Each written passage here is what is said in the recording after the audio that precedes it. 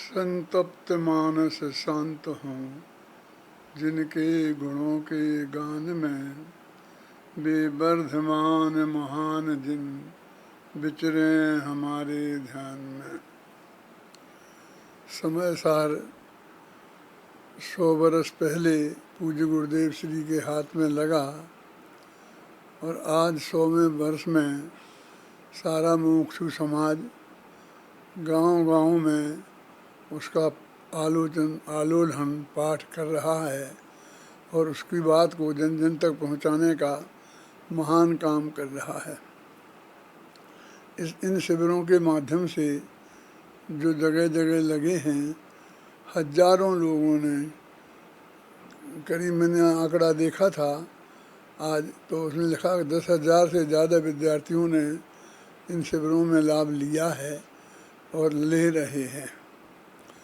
मैं एक महातथ्य की ओर आप सब लोगों का ध्यान आकर्षित करना चाहता हूँ कि आजकल ध्यान की चर्चा बहुत होती है, तो अपने यहाँ शास्त्रों में सामायिक का विधान है। जिसे हम ध्यान कहते हैं उसे सामायिक कहते हैं, और जिसके लिए मुनिराज सुबह 6 घड़ी, दोपहर में 6 घड़ी और शाम को 6 घड़ी, इस तरह 18 घड़ी 1 घड़ी 24 मिनट की, तो कुल 7 घंटे और 12 मिनट वो सामायिक करने का विधान है। हमारे मुनिराज इतनी सामायिक करते हैं। फिर जो हमारे अनुवृत्ति हैं वे 4 घंटा सुबह, 4 घंटा दोपहर में और 4 घंटा शाम को, इस तरह 12 घंटे वो सामायिक करते हैं। इसके बाद जो अमृत सम्यक दृष्टि हैं और भी जो लोग हैं वो 2-2 घड़ी, कम से कम 2-2 घड़ी का मतलब एक अंतर मुहूर्त, 24 मिनट की घड़ी होती है तो 2 घड़ी का मतलब 1 मुहूर्त हो गया। अंतर मुहूर्त में तो यदि आत्मा शुद्धोपयोग में चला जाए तो केवल ज्ञान होता है, तो कम से कम इतने काल सामायिक करने का विधान था। जिसे हम ध्यान के नाम पर आज चला रहे हैं, वो ध्यान हमारी परंपरा में निश्चित रूप से चल रहा था। और इस पंचम काल में जहाँ पूज्य गुरुदेव श्री का सबको समागम हुआ है, यहाँ तक ही, माने 4था गुणस्थान, 5वां गुणस्थान और 6वां 7वां, इतने ही जीव जा सकते हैं। आगे छपक श्रेणी वगैरह होती नहीं है, और शुक्ल ध्यान तो छपक श्रेणी वगैरह में होता है, इसलिए वो नहीं होता है, और धर्म ध्यान तक हमारे इस वक्त होता है। तो इतना जो ये समय है, हमने अपने बचपन से ही 8-10 वर्ष की उम्र से ही सामायिक करने की विधि उस वक्त हमारे पाठ्यक्रम में थी, तो हमने पढ़ी थी। वो भाग चलते थे, बालबोध पाठमाला भाग 1, 2, 3 और 4, तो वो 4थे भाग में वो विधि बताई गई थी कि हम क्या करें कि चारों दिशाओं में अच्छी तरह देखकर 3-3 आवर्त करके 9 दफ़े नमोकार मंत्र पढ़कर और बराबर बैठें और फिर सामायिक करें, और अंत में जब उठें सामायिक समाप्त करें तब भी ऐसा करें। लेकिन वो बीच में क्या करें ये उस विधि में नहीं बताया गया था। और आप लोगों ने कहीं देखा हो तो मुझे बता सकते हैं, तो हमको क्या, हम वो बात बताने लग जाएंगे। यानी बीच में क्या करें ये नहीं बताया गया था, इसलिए हम लोगों ने क्या किया कि भाई मनोकार मंत्र की मालाएं फेरें, ज़्यादा समय है तो 2 दफ़े 3 दफ़े फेर लें, भक्तांबर जी का पाठ कर लें, एक ही भाव स्तोत्र का पाठ कर लें। माने हमने पाठ करना और नमोकार मंत्र का जाप करने के से उस समय को भर दिया। इसका कहीं उल्लेख मिलता हो मुझे नहीं देखने में आया। वास्तव में वो समय कौन सा है? वो असली समय वो सामायिक का है, आत्म ध्यान का है। तो उसमें क्या करें? तो हम कहते क्या करें, क्या बोलें और क्या सोचें, किस बारे में चिंतन करें। तो हमने कहा इन चीज़ों का पाठ करें तो बोलना हो गया, और फिर इन्हीं के बारे में मैं शुद्धोहम बुद्धोहम, कहीं माघनंदी के सूत्र यदि किसी किसी के नाम पर हमने ये शुरू कर दिया कि ऐसा सोचें कि मैं शुद्ध हूँ, मैं बुद्ध हूँ, मैं निरंजन हूँ, मैं निराकार हूँ। लेकिन असलियत में जो शुद्धोपयोग, जो आत्म ध्यान उस पीरियड में किया जाना चाहिए, उसकी तरफ हमारा ध्यान ही नहीं है। कोई व्यक्ति यदि आधा घंटा सामायिक करता है तो उसमें अपने विषय बना लिए हैं कि इतनी माला फेरूंगा, फिर ये पाठ करूंगा, ये करूंगा, और उस कोर्स को पूरा करता है। फिर वो देखता है कि ये समय तो कम है, अब मैं रोज़ाना 1 घंटा सामायिक करूंगा। तो फिर 1 घंटे में उसने ऐसी चीज़ें और बढ़ा लीं, फिर और समय बढ़ाया तो ऐसी चीज़ें और बढ़ा लीं। मैंने असली सामायिक क्या है, क्या किया जाना चाहिए उस समय, हमने इस बात पर किसी ने चिंतन नहीं किया, विचार नहीं किया। आगम में ना हो कुछ मार्गदर्शन सो तो है नहीं। जो कि बृहद द्रव्य संग्रह की गाथा है 56वीं, उसमें बहुत स्पष्ट लिखा है कि माँ चिट्ठई, माँ जम्पई और माँ चिंतई, कि कोई काय से कोई चेष्टा मत करो, काय वाणी से कुछ बोलो मत, और मन से कुछ सोचो नहीं। क्योंकि काया आहार वगैरह का से बनी हुई चीज़ है, वाणी भाषा वगैरह से बनी हुई चीज़ है, और मन थिंकिंग सोचना ये मनोवैगणा का काम है। और ये तीनों वर्गणाएँ पुद्गल की हैं। 5 प्रकार की वर्गणाएँ होती हैं, वर्गणाएँ तो होती हैं 22 प्रकार की, पुद्गल 23 प्रकार का होता है। इसमें 22 वर्गणाएँ और 1 पुद्गल अणु। उनमें 5 प्रकार की वर्गणाएँ जीव से संबंध रखती हैं। 3 तो यही आहार वर्गणा, भाषा वर्गणा और मनोवर्गणा, और 1 है कारमान वर्गणा जिससे 8 कर्म बनते हैं, और 1 है तेजस वर्गणा जिससे तेजस शरीर बनता है। यानी 5 कारमान शरीर और तेजस शरीर, इस तरह ये 5 प्रकार की वर्गणाएँ हमारे मन वचन काय की निर्मात्री हैं। यानी मन वचन काय से बनी हुई हैं। यानी और ये मन वचन काय पुद्गल की वर्गणाओं से बने हुए हैं, इसलिए पुद्गल हैं, माने अजीव हैं, और जीव से सर्वथा भिन्न हैं। जीव में और इनके बीच में अत्यंता भाव की वज्र की दीवार है। आत्मा इनका करता धरता नहीं है। सारी जिंदगी पूज्य गुरुदेव श्री ने हमें ये समझाया, और इसमें भी लिखा गाथा में द्रव्य संग्रह की में कि तुम मत करो।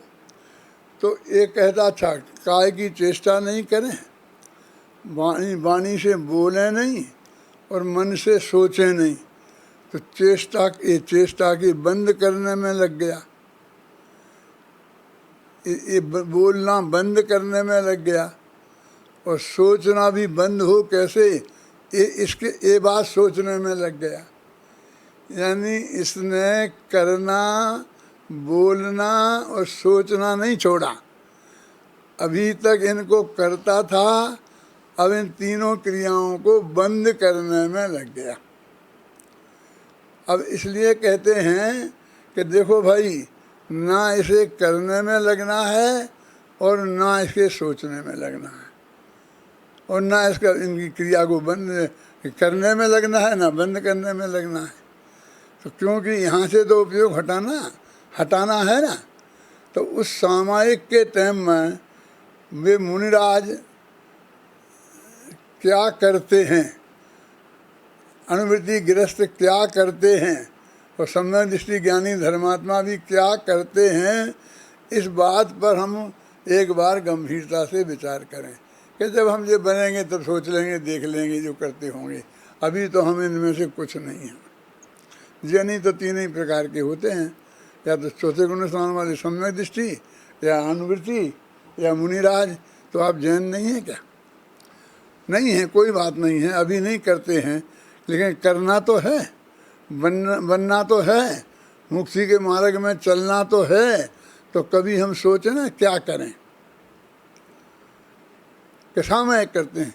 यदि किसी आदमी से डिटेल में पूछें कि तुम हमें सामयिक शब्द तो हम सुन लिया, आप तो हमें बताइए कि आप इतने समय में वास्तव में करते क्या हैं, तो वो यही बताएगा, इसका पाठ करते हैं, ये बोलते हैं, ये चलते हैं। जिनका निषेध किया है वो उन्हीं क्रियाओं को गिनाएगा।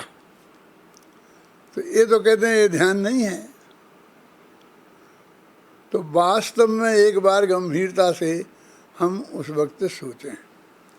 आप कह सकते हैं कि आप ही बताइए ना क्या करें। हम कहते हैं कुछ मत करो।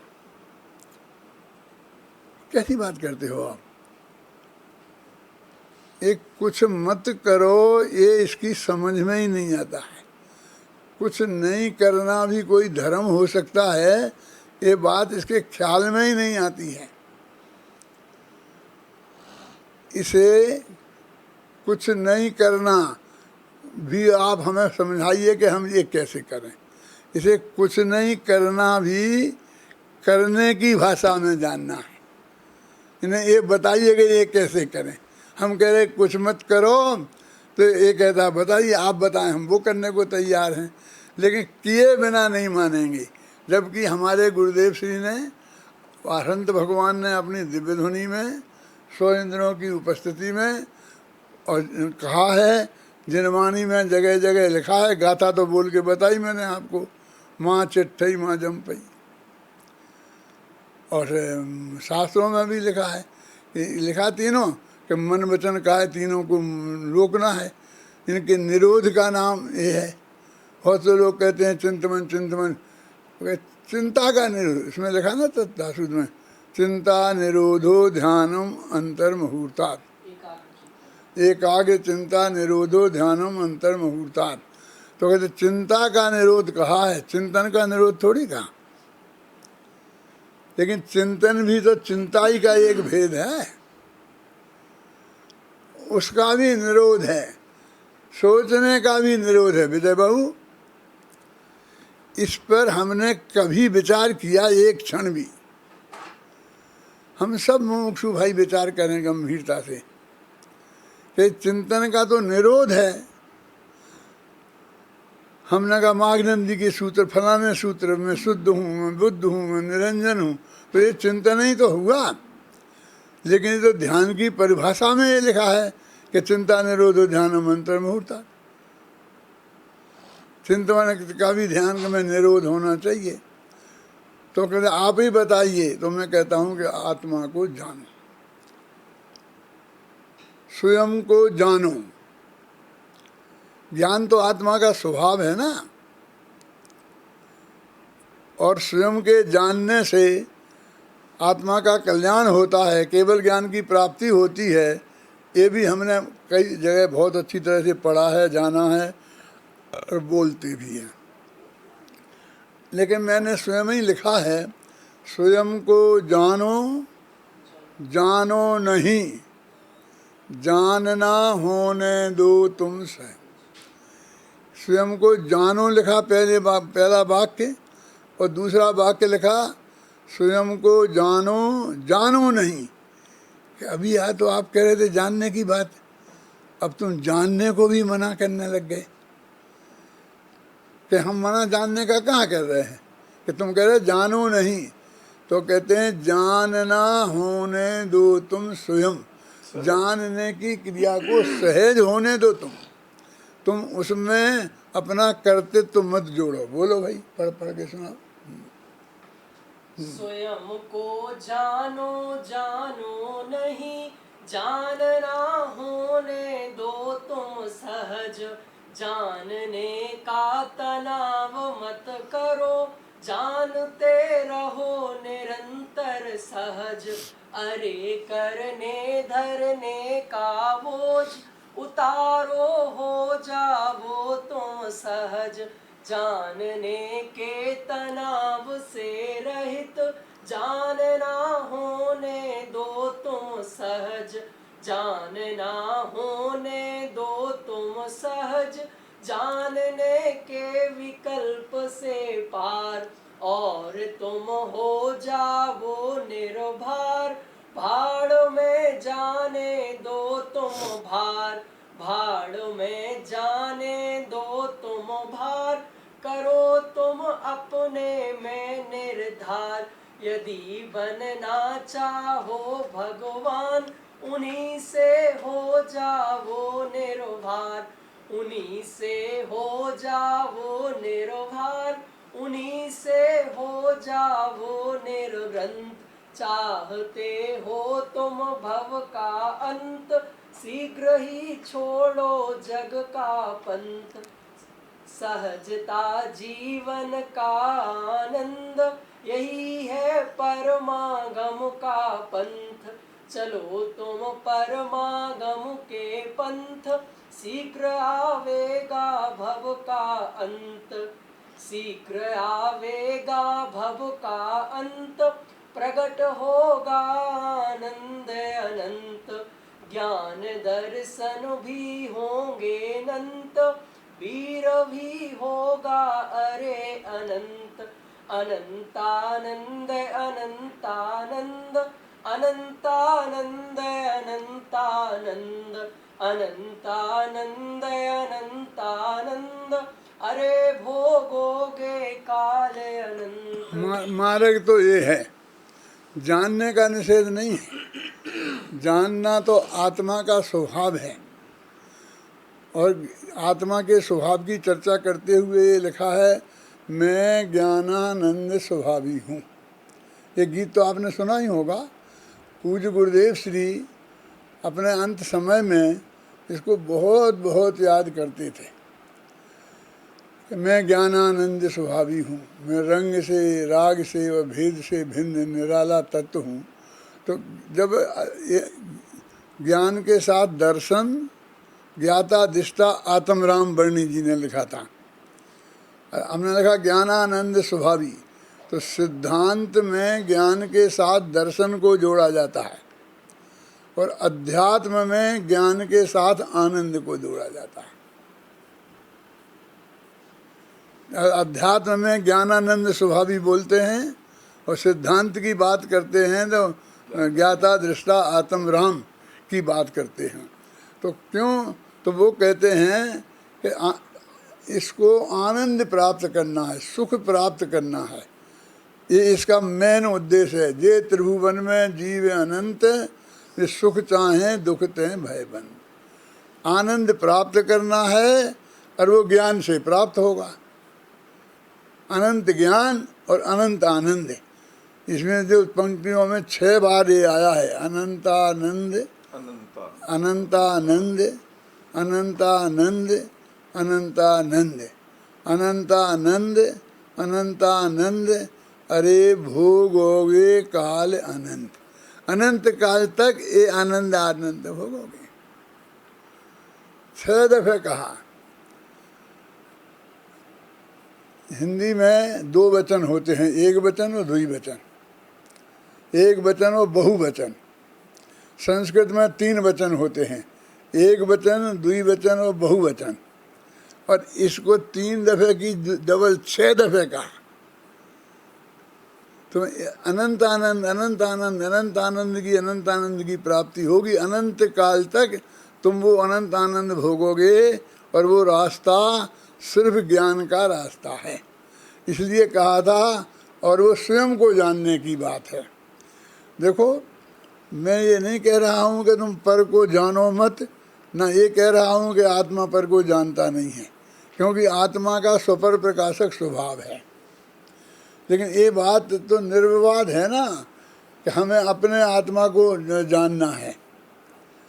यद्यपि हम पहले कहते रहे हैं कि आज तक हमने सारी दुनिया को जाना, पर जानने वाले को नहीं जाना, आत्मा को नहीं जाना। समय सार ने हमें बताया, पूज्य गुरुदेव श्री ने हमें बताया कि 17-18वीं गाथा में है ना कि ये सारे जीव आगोपाल पर्यंत है सब, आबाल गोपाल स्वयं भगवान आत्मा को जानते हैं, सभी जानते हैं। हम स्व और पर दोनों को जानते हैं। ये बात इस गाथा में है। अभी हम स्व और पर को जानने के झगड़े में नहीं पड़ना चाहते। अभी तो इतनी बात तो पक्की है कि अपने आत्मा को जानो, तो कि स्वयं को जानो। क्या मत करो, कोई चेष्टा मत करो, कुछ बोलो मत और कुछ सोचो मत। अब बोलने पर भी प्रतिबंध और सोचने पर भी प्रतिबंध। अरे प्रतिबंध नहीं लगा रहा है कि तुम बोलो मत, बोलता नहीं। आत्मा आज तक बोला ही नहीं है, क्योंकि वो तो भाषा बनवाने का कार्य है। आत्मा ने आज तक कुछ किया ही नहीं है शरीर की चेष्टा, क्योंकि वो आहार बढ़ना का कार्य है। और आज तक इसने कुछ सोचा ही नहीं है, ये कहा है, क्योंकि वो मनोबगना का कार्य है। एकदम सहज भाव से हो रहा है ना ये। इस एकदम सहज भाव से तुम आत्मा को जानने की क्रिया होने दो तो तुम्हारा काम हो जाएगा। देखो एक बात मैं कहता हूँ, ज़्यादा नहीं बोलूँगा, आप लोग मेरे से ज़्यादा बुलवाना चाहते हैं इसलिए बीच में बुलवाया।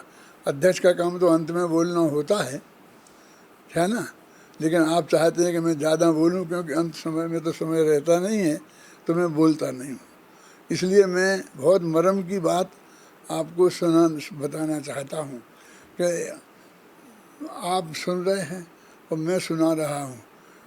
कल मैं सुनाने लायक रहा कि नहीं रहा, और आप भी सुनने लायक रहे कि नहीं रहे, इसलिए ये बात कब के लिए रखना, ये बोल देना महिपाल जी, निकाल देना, आधा जाने देना सब जगह के पास में कि स्वयं को जानो। इसमें तो कोई मतभेद नहीं है ना, कोई भाई ऐसा तो नहीं कहता है कि स्वयं को मत जानो।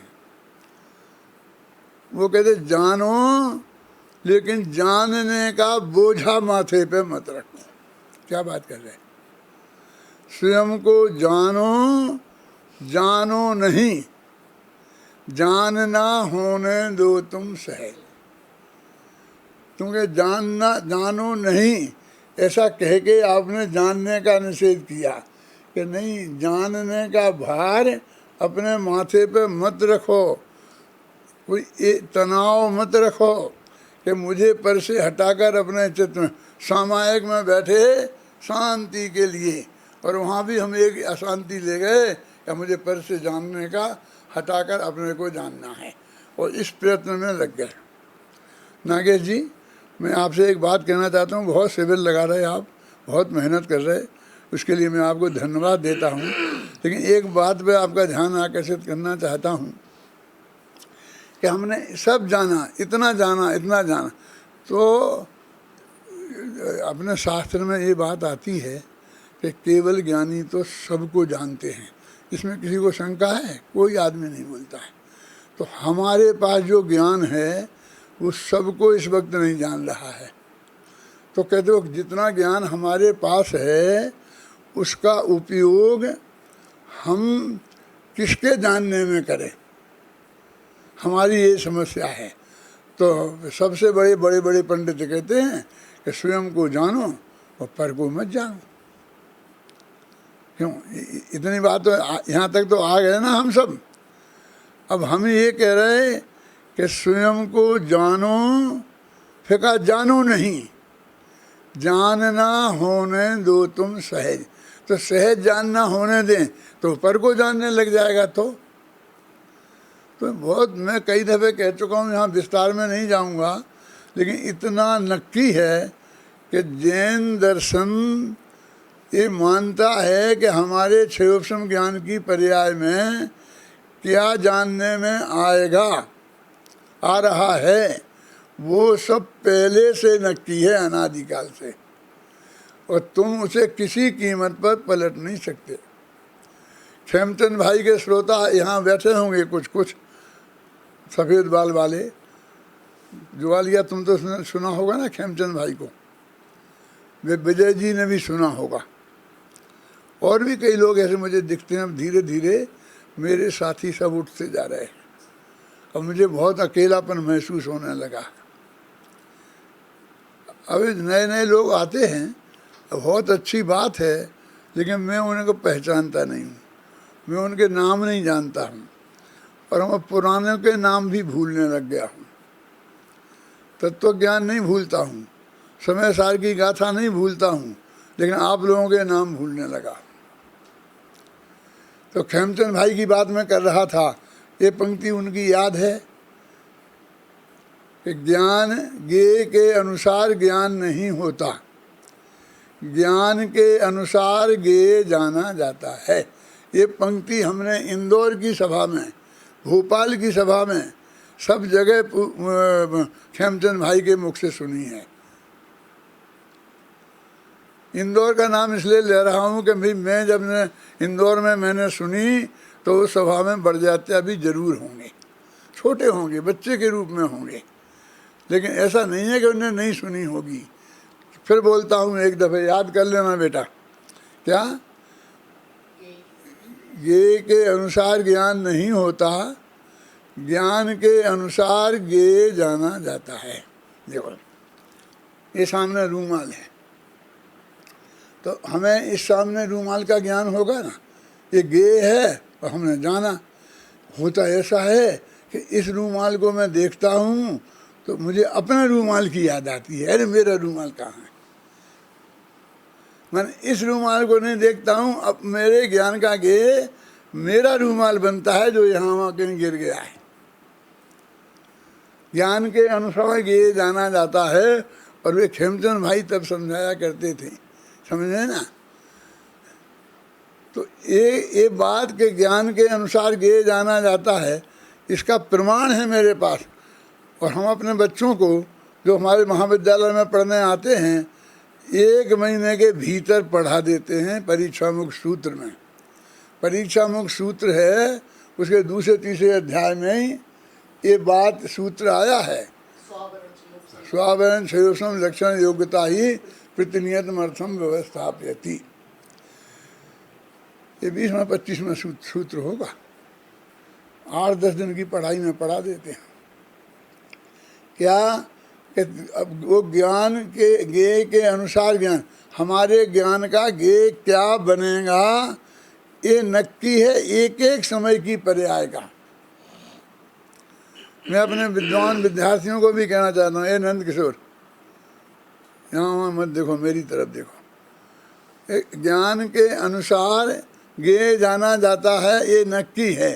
तो हम ये कहते हैं कि स्वयं को पर को मत जानो और वहाँ से उपयोग अपने को अंदर में ले जाओ। क्या हम ले जा सकते हैं? यदि ये ले जा सकते हैं तो इस सिद्धांत का क्या होगा? फिर हम एक कोशिश करें, परमात्मा ध्यान से सुनना, कि सामायिक में हम एक कोशिश करते रहें कि मैं पर को नहीं जानूं और अपने को जानूं। तो पूरा समय सामने, और वो आचार्य कहते हैं कि जिस समय तुम्हारे क्षयोषम ज्ञान की पर्याय में जिसको जानना नक्की है वो ही जानने में आएगा। तो तुम जितना भी प्रयत्न करोगे, नागेश ध्यान से सुनना, वो सारा प्रयत्न फेल होने वाला है कि नहीं? बोलो कितना? सारी जिंदगी हमने किया, सब मुनिराजों ने किया, सब पंडितों ने किया, अनुवृत्तियों ने किया, अब उनका वो प्रयत्न सफल हो गया होता तो अभी मोक्ष में चले गए थे, केवल ज्ञान हो जाता। क्योंकि अंतर मुहूर्त तक आत्मा को जानो तो केवल ज्ञान हो जाता है। ये भी हमने बहुत पढ़ा है ध्यान से। इन वाक्यों में मतभेद भी नहीं है। ऐसा नहीं है कि पूज्य गुरुदेव श्री कहते हों और दुनिया में कोई नहीं कहता। अब हम फिर उसे वही लाइन पर लगा रहे, स्वयं को जानो, उन्होंने पर के जानना हटाकर और स्वयं को जानो। बहुत हमने कोशिश की लेकिन सफल नहीं हुए। कोई सफल हुआ हो तो हाथ उठाए।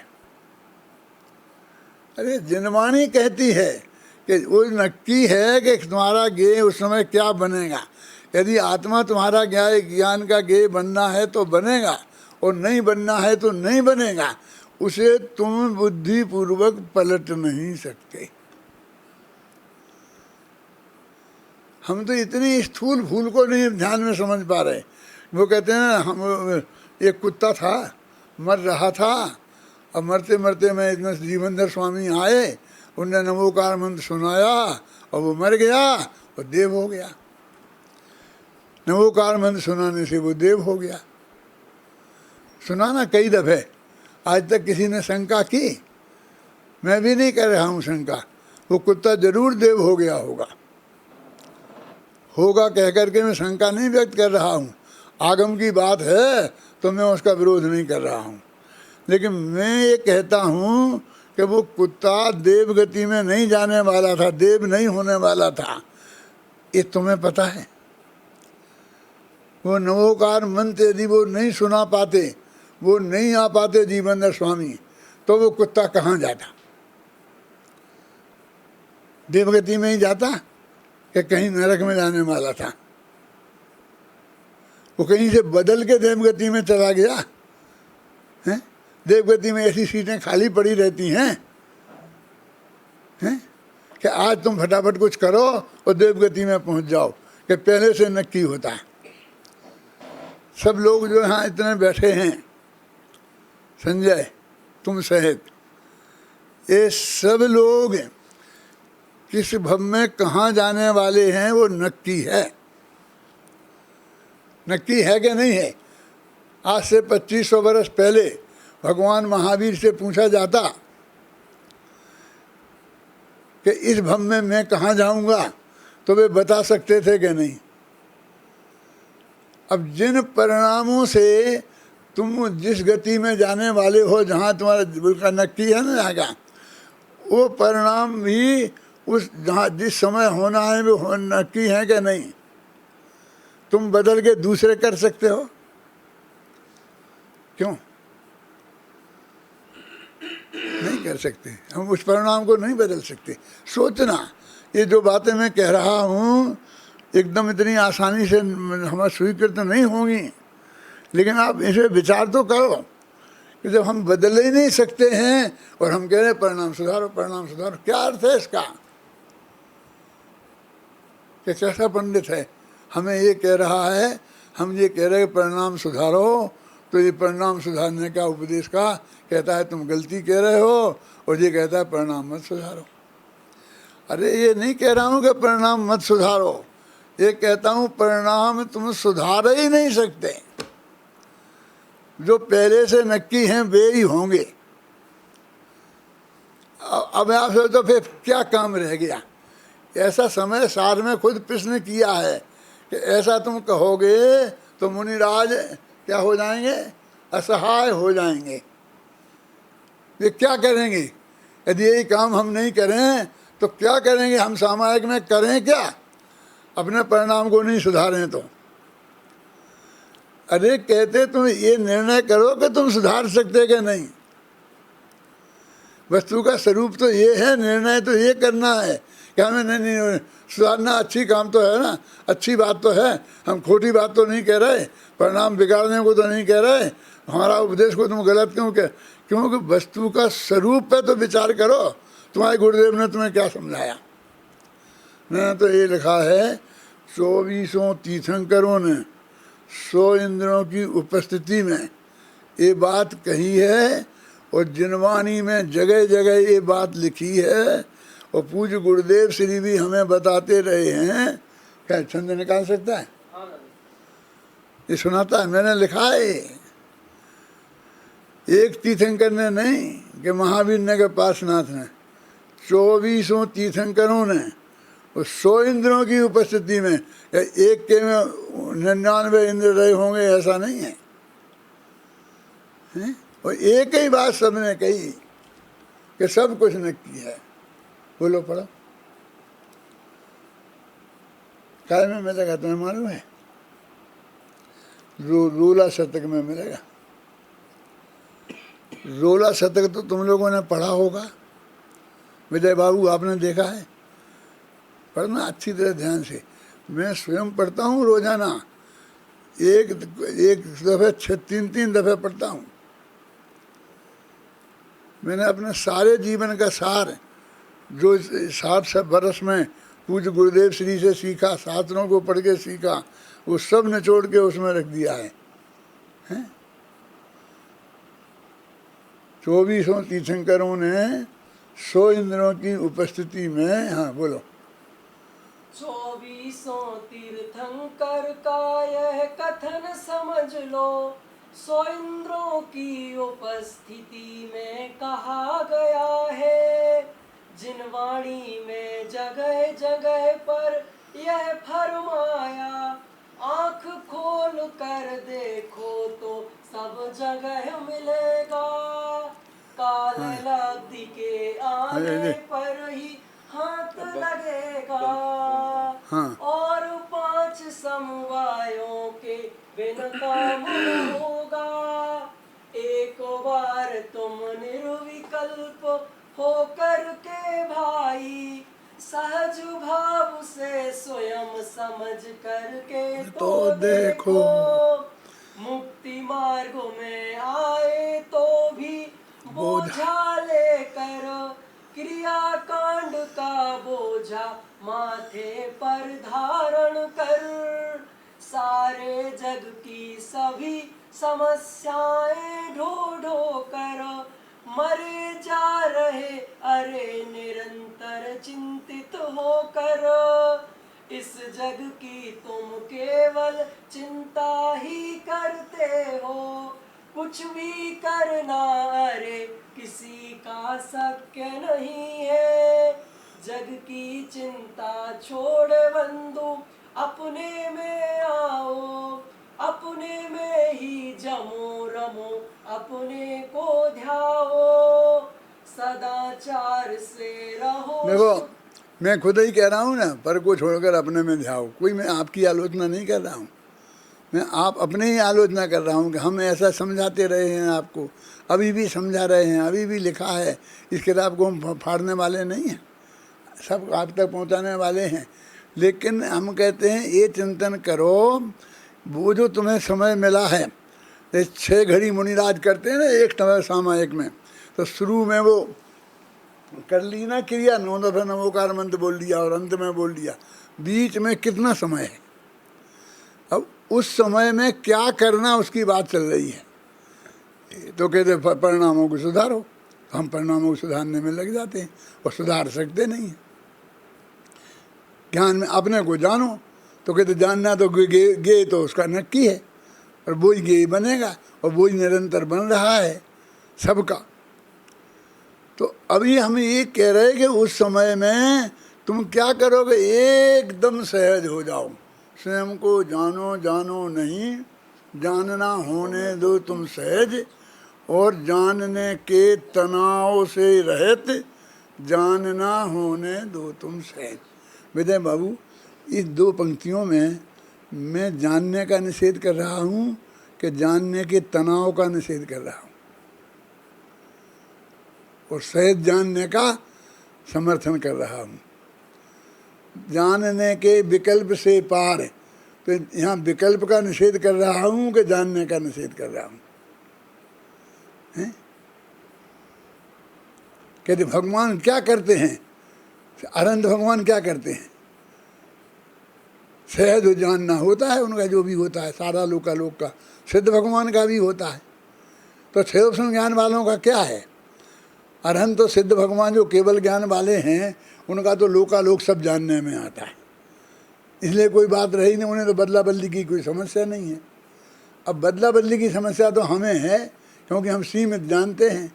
तो कहते हमारे क्षेत्र ज्ञान की कोई व्यवस्था है कि हाँ है, कि उसका भी गे नक्की है और तुम्हें भी कुछ नहीं करना है।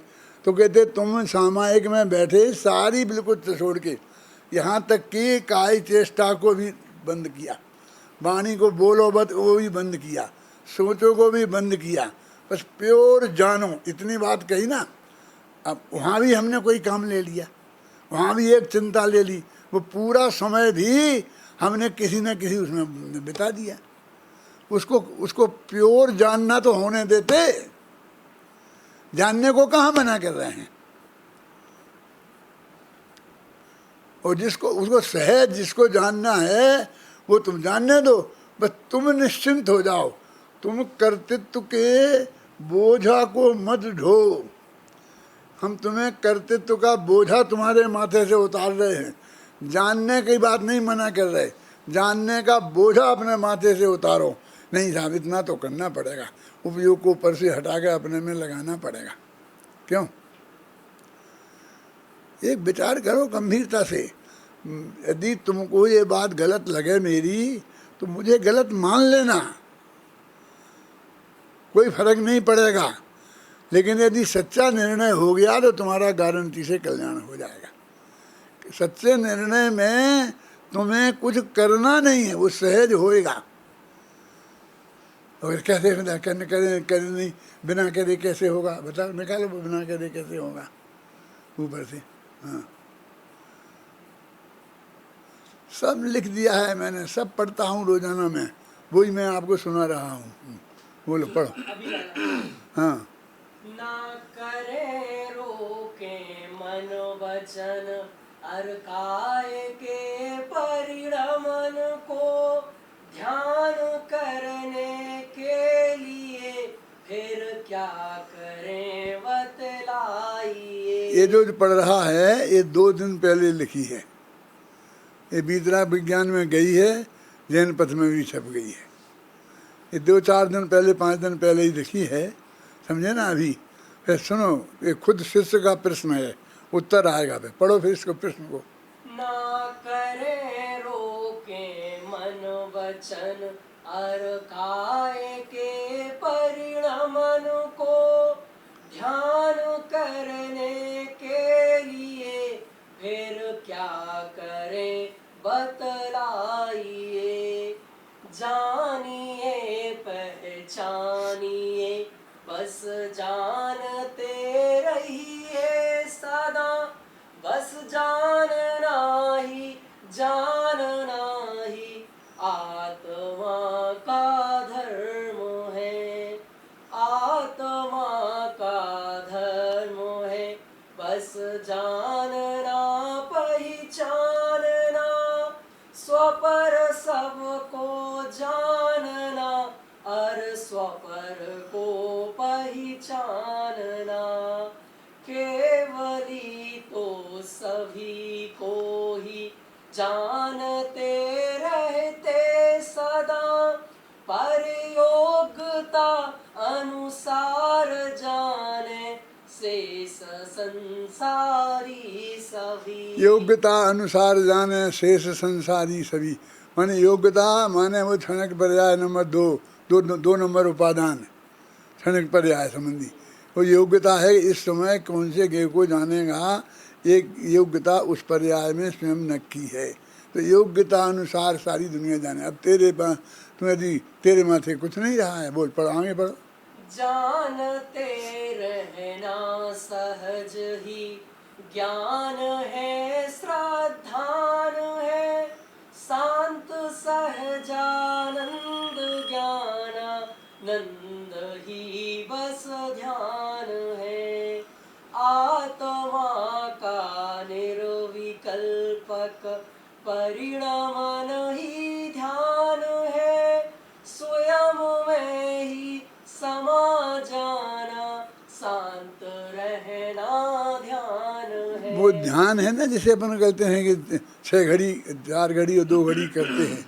वो ध्यान में जो बीच का काल है, जो मैं खाली कर रहा हूँ, कि उसमें आप नमोकार मंत्र का पाठ मत करिए, आप भक्तांबर का पाठ मत करिए। घबराना नहीं है, नमोकार मंत्र का विरोधी नहीं हूँ, न मैं भक्तांबर का विरोधी हूँ। मैं तो ये कह रहा हूँ वो काल तो सामयिक के लिए था, पाठ का काल नहीं था। पाठ तो अपने यहाँ स्वाध्याय में आता है, आते हैं वो ध्यान, वो स्वाध्याय नामक तप है ना, तो बाँचना, प्रेक्षना, अनुप्रेक्षा, आमना है माने होता है पाठ। वो तो स्वाध्याय का भेद है, ध्यान का भेद नहीं है वो। और उसको धर्म ध्यान भी कहते हैं व्यवहार से। अब वो कहते हैं कि वो जो उस काल में जो आप काम करेंगे, जो करते रहना, वो असली ध्यान है। तो वो असली ध्यान होता है, किया नहीं जाता। और वो काल लब्धि आए बिना, 5 समवाय जुटे बिना होगा नहीं। तुम उपयोग को फ्री तो छोड़ो। देखो, आपके बच्चे ने आपसे पैसा मांगा और आपने 5 का नोट दे दिया। 5 का नोट क्यों बोल रहा हूँ? आजकल के बापों की इससे ज़्यादा बड़ी हैसियत नहीं है। 5 बरस का बच्चा यदि रुपये मांगेगा तो उसे वो 25 लाख नहीं देगा, अधिक से अधिक 5 दे देगा। नहीं, 5 पैसा देते थे पुराने ज़माने में हमारे में। अब मैं कल्पना करता हूँ कि 5 रुपया देने लग गए होंगे। क्यों? दिवालिया कितने देते हो? जो भी देते हो, और उसे फिर कह दो कि तुम बेटा ये चीज़ खरीदना, क्या खा लेना, तो उसे तुमने फ्री कहाँ छोड़ा? वो तुमने तो 5 रुपये का काम बता दिया। अरे उसे फ्री छोड़ो कि तुझे जो जो चाहिए सो ले लेना, समझना। प्रेमचंद उपन्यास सम्राट ने एक कहानी लिखी है बहुत मार्मिक, चिमटा। पढ़ी है तुमने? चिमटा, ये चिमटा कहानी का सब्जेक्ट है। ना कोई राजा, ना कोई रानी, ना कोई सेठ, ना कोई सेठानी। चिमटा। एक माँ ने, विधवा माँ ने, गरीब माँ ने अपने बेटे को 5 पैसे दिए कि बेटा तुझे जो कुछ लेना हो बाजार में खरीद लेना। वो बेटा गया, सारे बाजार में दिन भर घूमा, संजीव, सारे बाजार में दिन भर घूमा और उसे कोई चीज़ पसंद नहीं आई। उसने कोई खाने पीने की चीज़ नहीं खरीदी। उसने एक चिमटा खरीदा। चिमटा तो समझते हैं ना, रोटी वो पलटते हैं ऐसे माताएं बहनें, और उसे लेके आया। माँ ने कहा बेटा क्या लाया, क्या खरीदा था तूने? कि ये चिमटा लाया। हैं? चिमटा लाया? कोई खाने की चीज़ लाता, खाता पीता मुश्किल से 5 रुपये, तेरे को 5 पैसा मिले हैं और तूने चिमटा खरीदा? कि माँ मैं रोज़ाना देखता था कि तब तुम रोटी पलटती थी तो हाथ से पलटती थी तो तुम्हारा हाथ जल जाता था, वो मेरे से देखा नहीं जाता था। तो मैंने कहा ये चिमटा ले जाऊंगा तो तुम इस चिमटे से बदलोगी तो तुम्हारा हाथ नहीं जलेगा। माँ ने उस बेटे को छाती से लगा लिया। आज तक क्यों नहीं लाया? आज तक तुम पैसा देती थी तो साथ में बता देती थी क्या लाना, तो वही लाना मेरी ड्यूटी हो जाती थी। आज तुमने फ्री छोड़ा था मुझे, क्या? तब जब भी तुम ध्यान में बैठते हो उसे बता देते हो कि तुम आत्मा को जान, इसको जान, उसको जान, नमोकार मंत्र पढ़ हैं। और हमने उपयोग आत्मा को खाली छोड़ा ही नहीं। तुम एक क्षण को खाली तो छोड़ते इस आत्मा को कि उसे निर्णय करने दो। जिस दिन तुम एक क्षण को इस आत्मा के उपयोग को फ्री छोड़ोगे, उसी दिन ये आत्मा को गेय बना लेगा। ऐसा समझ लो कि जिस दिन तुम्हारे आत्मा को गेय बनाने का काल आएगा, उसी दिन तुम इसको फ्री छोड़ोगे। समझ में क्या कह रहा हूं? इतना कठिन। देखो, हमें इस आत्मा को काम नहीं दें, एक समय को खाली छोड़ दें, ये कितना कठिन है। और यही असली धर्म है, यही शुद्धोपयोग है, यही ध्यान है। और इसी से अंतर्मुख में केवल ज्ञान होता है। इस ध्यान को पहचानो तो भाई साहब, अभी घबराना नहीं। मैं जब तक जिंदा हूँ तब तक जितना भी व्याख्यान दूंगा संजीव, यही समझाने वाला हूँ। कई दफ़े समझना पड़ेगा। तुम चाहो तो अगला व्याख्यान मत सुनना, क्योंकि उसमें भी मैं यही समझाऊंगा। आराम कर सकते हो लेकिन मोक्ष में नहीं जा सकते हो, धर्म नहीं कर सकते हो। इसको समझे बिना धर्म नहीं कर सकते हो। फिर समझ लें और मान लें, फिर तो छोड़ सकेंगे कि नहीं? बोलो। अरे फिर तो बेटा तुमको इतना अच्छा लगेगा कि तुम एक कदम नहीं छोड़ो, गौतम स्वामी ने महावीर की ये बात सुनी थी और फिर सुन ली और जान ली और मान ली, फिर भी लगातार 30 वर्ष तक 7 घंटा और 12 मिनट रोजाना महावीर की बात सुनते रहे और उनने छोड़ी नहीं। और तू कहता फिर छोड़ देंगी, तुम छोड़ने के चक्कर में है, अभी की तो है नहीं, इस आत्मा को फिर छोड़ा तो है नहीं, फिर इसको काम सौंपेगा, फिर तुझे ये चाहिए। बेटा हम ये समझाएंगे, बार बार समझाएंगे, तुम मत आना। कहाँ जाओगे बताओ, बताओ हिसाब बताओ मुझे, कहाँ जाओगे? कहीं ना कहीं विषय कसाय में ही उलझोगे, पैसा कमाने में उलझोगे, कहीं ना कहीं इससे खोटे काम में उलझोगे। इससे बढ़िया कोई काम है ही नहीं। कहाँ से है बढ़िया? आत्मा के ध्यान की बात मैं आपको समझा रहा हूँ। असली ध्यान क्या है, शुद्धोपयोग क्या है, ये मैं बता रहा हूँ। इससे बढ़िया बात क्या है? 100 तीर्थंकरों ने, 100 इंद्रों की उपस्थिति में 24 तीर्थंकरों ने यही बात समझाई है और यही बताई है। सब शास्त्रों में यही बात लिखी है। पूज्य गुरुदेव श्री भी यही बता रहे थे, हम भी यही बताएंगे और यही बताएंगे इसी मंगल भावना के साथ।